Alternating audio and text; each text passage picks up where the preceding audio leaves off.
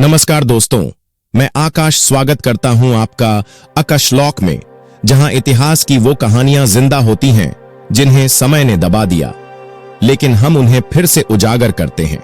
आज की कहानी इंसानी जज्बे की उस हद की है जहां मौत हर दिशा से घूर रही थी, जहां 100 डिग्री की ठंडी हवाएं उम्मीद को जमाने आई थीं, और फिर भी 28 इंसान बचे, बिना खाए, बिना छत के, बिना टूटे हुए। ये सिर्फ एक सर्वाइवल नहीं था, ये एक लीडर का सपना था, एक जहाज का जनाजा था और इंसानियत की सबसे बड़ी परीक्षा थी। कहानी है सर अर्नेस्ट शेकलटन और उनके 27 साथियों की, जब अंटार्कटिका की बर्फ ने उन्हें निगलने की कोशिश की और फिर भी वो जिंदा लौटे। कैसे? आज आप जानेंगे पूरी सच्चाई। बैठ जाइए, क्योंकि अब जो शुरू होने जा रहा है वो इतिहास की सबसे भयानक और सबसे प्रेरणादायक सच्ची कहानी है। 1900 के दशक की शुरुआत। एक दौर था जब इंसानी हिम्मत अपने चरम पर थी, जब दुनिया का हर कोना खोजा जा रहा था, पर एक महाद्वीप अब भी इंसानों के कदमों से अछूता था, अंटार्कटिका। और उसी अंटार्कटिका को पार करने का सपना देखा था एक अंग्रेज खोजी ने, सर अर्नेस्ट शेकलटन बेटन ने। शेकलटन ने घोषणा की, मैं अंटार्कटिका को पैदल पार करूंगा, महाद्वीप के एक छोर से दूसरे छोर तक, और मैं यह अकेले नहीं करूंगा। मैं अपने साथ 27 लोगों को ले जाऊंगा और हम सब जिंदा लौटेंगे। लोग हंसे। किसी ने कहा वो मर जाएगा, किसी ने कहा यह नामुमकिन है। लेकिन एक अखबार में एक छोटा सा विज्ञापन छपा, चाहिए कुछ साहसी पुरुष बेहद खतरनाक यात्रा के लिए, बहुत ठंड, लंबे अंधेरे, सीमित भोजन, सुरक्षित वापसी की कोई गारंटी नहीं, अगर सफल हुए तो सम्मान मिलेगा। यह विज्ञापन कोई मजाक नहीं था, यह एक सीधा निमंत्रण था मौत से लड़ने का। फिर जमा हुए 27 लोग, अलग अलग पेशों से। कोई नाविक था, कोई वैज्ञानिक, कोई फोटोग्राफर, कोई डॉक्टर, और साथ था एक 69 कुत्तों की टीम और जहाज जिसका नाम था एंड्योरेंस, जिसका अर्थ होता है धैर्य। 1914 में यह यात्रा शुरू हुई। लंदन से रवाना होकर वे दक्षिण अमेरिका के फॉकलैंड द्वीप पहुंचे और फिर वहां से अंटार्कटिका के छोर पर, जहां बर्फ की शुरुआत होती है। उसके बाद एंड्योरेंस बर्फ में धीरे धीरे धंसने लगा और फिर वो क्षण आया जब एंड्योरेंस बर्फ के बीच पूरी तरह से फंस गया। चारों ओर सिर्फ बर्फ थी, न कोई जमीन, न कोई रास्ता, और आसमान से झांकती धूप धीरे धीरे गायब होने लगी, क्योंकि अब आने वाला था अंटार्कटिका का अंधकारमय शीतकाल। 6 महीने तक सिर्फ अंधेरा। शेकलटन ने अपने सभी साथियों से कहा, हम अब अभियान में नहीं हैं, अब हम जिंदा रहने की कोशिश में हैं। एंड्योरेंस अब बर्फ के बीच पूरी तरह जकड़ चुका था। सर्द हवाएं जहाज की लकड़ियों को चीरती थीं और बर्फ की चट्टानों से टकराते हुए हर घंटे की आवाज और भी डरावनी लगती थी। फिर एक दिन 27 अक्टूबर 1915, शेकलटन की डायरी में दर्ज है, आज सुबह जहाज की हल्की कराह सुनी, दोपहर तक वो चीखने लगा और शाम को उसका हुलिया बदल गया। एंड्योरेंस अब बर्फ के सामने घुटनों के बल झुक गया है। एंड्योरेंस अब टूट चुका था, लकड़ी की दरारों से बर्फ घुस रही थी, जहाज की खिड़कियां उड़ चुकी थीं, मस्तूल झुक चुके थे। शेकलटन ने आदेश दिया, सब बाहर आ जाओ, जहाज छोड़ दो। अब 28 लोग खुले अंटार्कटिका में थे, बर्फ के मैदान में, जहां हवा की चीख इंसानी सोच को चीरती थी, जहां सूरज 6 महीनों तक दिखने नहीं वाला था और तापमान था 9-10 डिग्री सेल्सियस से नीचे। उन्होंने अपना छोटा सा कैंप बनाया, 3 लाइफ बोट्स, कुछ खाने का सामान, कुछ कंबल, कुछ बंदूकें, और बस। वहां कोई पेड़ नहीं था, कोई पानी नहीं था, कोई आग नहीं थी, सिर्फ बर्फ। उन्होंने बर्फ को काटकर गड्ढा बनाया, उस पर तिरपाल डाला और वहीं रहते थे। खाने के लिए उन्होंने अपने कुछ कुत्तों को मारकर खाया। ये वही कुत्ते थे जिन्हें वे प्यार करते थे। पर अब यह सर्वाइवल की लड़ाई थी, भावनाओं की नहीं। हर दिन बस एक सवाल होता, आज कैसे जिंदा रहेंगे। शेकलटन एक नेता था, पर उससे ज्यादा वो अपने साथियों की मानसिक हालत का डॉक्टर बन चुका था। वह हर आदमी से बात करता, हंसी करता, कहानियां सुनाता, ताकि डर, हताशा और पागलपन दूर रहे। हर रात कोई न कोई डरावना सपना देखता, किसी को लगता वह डूब रहा है, किसी को लगता बर्फ में दब गया, और तभी बर्फ खिसकती और डर सच बनता। अचानक एक रात एक भयानक आवाज आई। ढाम, बर्फ का एक बड़ा हिस्सा फट पड़ा और उनके कैंप के पास एक आदमी लगभग बर्फ में समा गया। शेख लटन ने उसे बाहर खींचा और बोला, यह जगह अब सुरक्षित नहीं है, हमें आगे बढ़ना होगा। पर कहां? चारों तरफ बर्फ थी, कोई दिशा नहीं, कोई जमीन नहीं। फिर भी उन्होंने तय किया। उत्तरी दिशा में 100 मील दूर एलिफेंट आइलैंड है, वहां पत्थर है, जमीन है, शायद कुछ जानवर हों, शायद बचने का मौका हो। और तब शुरू हुआ इतिहास का सबसे भयानक ट्रैक। एक बर्फीले नरक के बीच 28 आदमी 3 लाइफ बोट्स को खींचते हुए आगे बढ़े। बर्फ के ऊपर खींचते हुए हर कदम के साथ जिंदगी उनसे दूर जाती थी। कोई कहता था, मेरे पैर काम नहीं कर रहे, कोई कहता, मैं अंधा हो रहा हूं। पर शेख लटन चिल्लाता, आंखों में देखो मेरी, अब भी जिंदा हो तुम, चलो। एक बार एक आदमी गिरा और बर्फ में ही बेहोश हो गया। बाकी लोग चल दिए, लेकिन शेख लटन वापस लौटा, उसे खींच कर लाया और बोला, कोई पीछे नहीं रहेगा, मरना है तो साथ मरेंगे और बचेंगे तो भी साथ।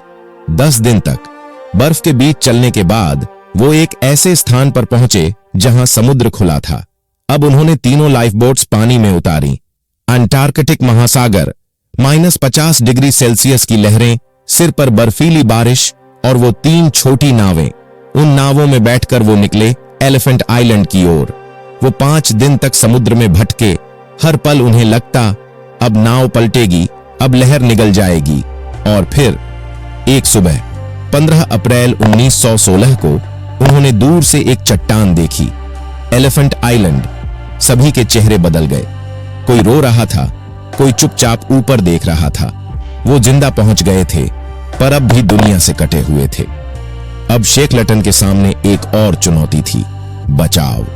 एलिफेंट आइलैंड पर कोई नहीं आता था, न कोई जहाज, न कोई इंसान। वो जानता था, अगर मदद नहीं लाई तो सब मर जाएंगे। इसलिए शेख लटन ने फैसला किया, मैं 5 लोगों को लेकर जाऊंगा, इस समुद्र को पार करके मदद लाऊंगा, बाकियों को यहीं छोड़कर। बाकी लोगों ने कहा, यह पागलपन है, यह समुद्र मौत है। पर शेख लटन हंसा और बोला, मौत तो यहां भी है, पर कोशिश वहां है। 15 अप्रैल 1916 एलिफेंट आइलैंड पर उतरने के बाद सब थक चुके थे। हड्डियां जवाब दे चुकी थीं, लेकिन दिल अभी भी धड़क रहा था। शेख लटन जानता था कि अगर उसने अब कोशिश नहीं की तो अगले कुछ हफ्तों में ये 28 लोग धीरे धीरे बर्फ में मर जाएंगे। वो बैठा और एक नक्शा निकाला। दूर दूर तक कुछ नहीं था, लेकिन करीब 800 मील बन दूर एक जगह थी, साउथ जॉर्जिया द्वीप। वहीं पर एक पुराना व्हेल फिशिंग स्टेशन था। वहां इंसान थे, जहाज थे और शायद मदद।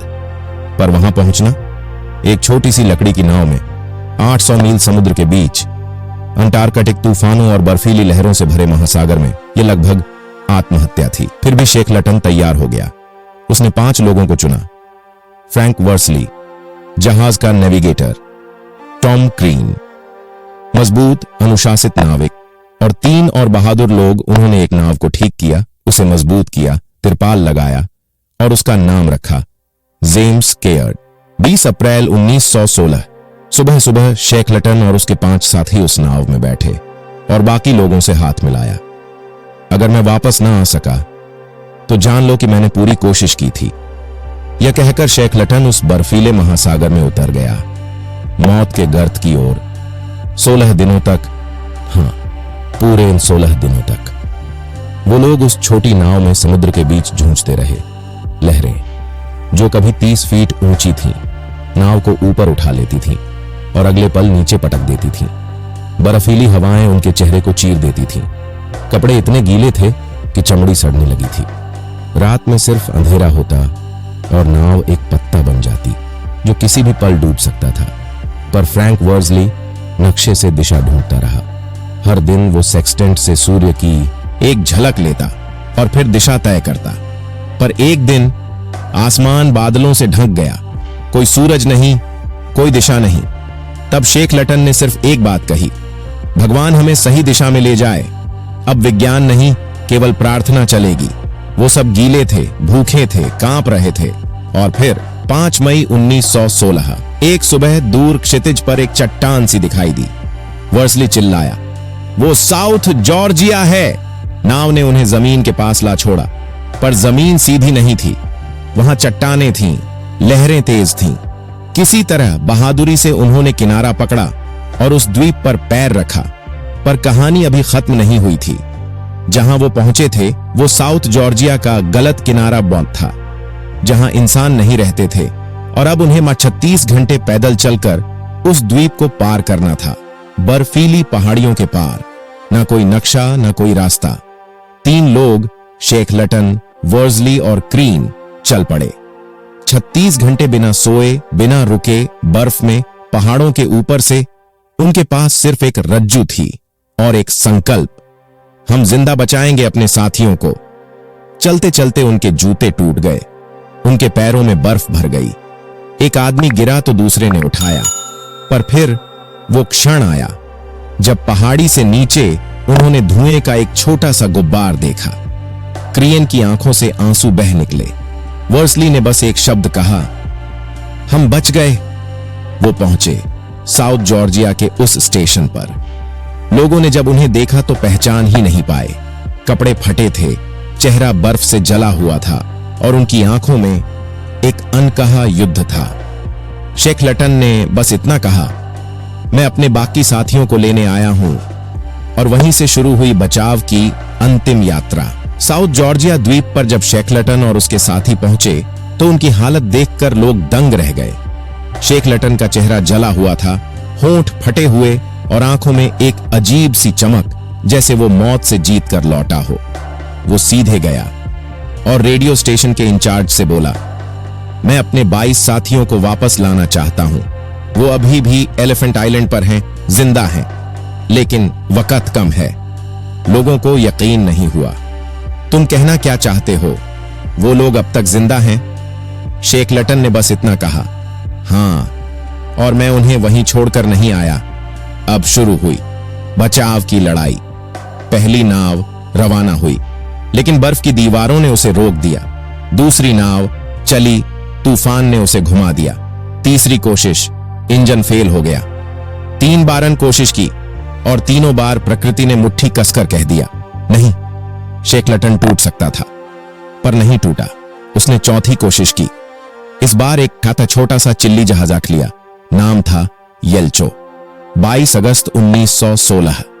4 महीने बीत चुके थे जब वो एलिफेंट आइलैंड की ओर निकला। शेखलटन पूरे रास्ते खामोश था। वो बस एक ही चीज से डरता था, अगर कोई मर चुका हो। वो नहीं चाहता था कि उसकी अनुपस्थिति में कोई एक भी आदमी हिम्मत हार जाए। वो हर पल खुद से पूछता, क्या वो अब भी मुझे उम्मीद से देख रहे होंगे? क्या वो अब भी रोज सुबह उठते हैं, सोचते हैं मैं आऊंगा?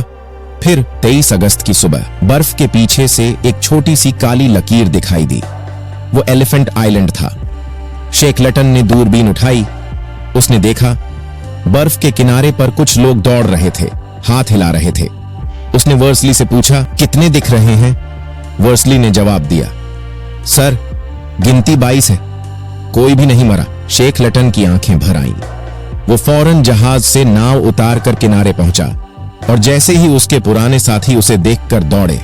किसी ने कुछ नहीं कहा, कोई चिल्लाया नहीं, सिर्फ गले लग गए। 4 महीने बाद जब शेखलटन लौटा था, तब भी 22 आदमी उसी जगह, उसी बर्फ, उसी उम्मीद के साथ इंतजार कर रहे थे, क्योंकि उन्हें भरोसा था वो आएगा। वो सब वापस लौटे, सब। 28 में से कोई भी नहीं मरा। दुनिया दंग रह गई। अखबारों ने लिखा, जहां विज्ञान हार गया वहां इंसानियत जीत गई। शेखलटन को सम्मान मिले, भाषण हुए, किताबें छपी, पर उसने एक भी बार अपनी प्रशंसा नहीं की। उसने कहा, मैं बस एक बात जानता हूं, जब आपके साथ लोग हों और वे आपकी आंखों में विश्वास ढूंढें तो आप कभी हार नहीं मान सकते। उसने फिर कभी अंटार्कटिका जाने की कोशिश नहीं की, क्योंकि वो जानता था उसने वहां अपनी आत्मा छोड़ दी थी। 1922 में जब उसकी मृत्यु हुई तो लोगों ने उसे वहीं दफनाया, साउथ जॉर्जिया की उस जमीन में जहां से वो एक बार वापस लौटा था। और यही थी इंसानी इतिहास की सबसे महान सर्वाइवल स्टोरी, जहां एक आदमी का सपना 28 जानों की उम्मीद और एक दुश्मन प्रकृति, इस तीनों के बीच जो जीत हुई वो सिर्फ इंसान के साहस की थी। आज हम टेक्नोलॉजी और साधनों से घिरे हैं, पर कभी किसी ने 800 मील का समुद्र सिर्फ एक लकड़ी की नाव में पार किया था। कभी कोई आदमी 28 साथियों को बिना एक भी जान गंवाए बर्फीले नरक से वापस ले आया था। उसका नाम था सर अर्नेस्ट शेकलटन। आप देख रहे थे आकाशलॉक, जहां इतिहास बोलता है और आप सुनते हैं वो कहानियां जो कभी भुलाई नहीं जानी चाहिए। अगर आपको ये कहानी पसंद आई हो तो वीडियो को लाइक करें, कमेंट में शेकलटन अमर है लिखें और चैनल को सब्सक्राइब करना न भूलें।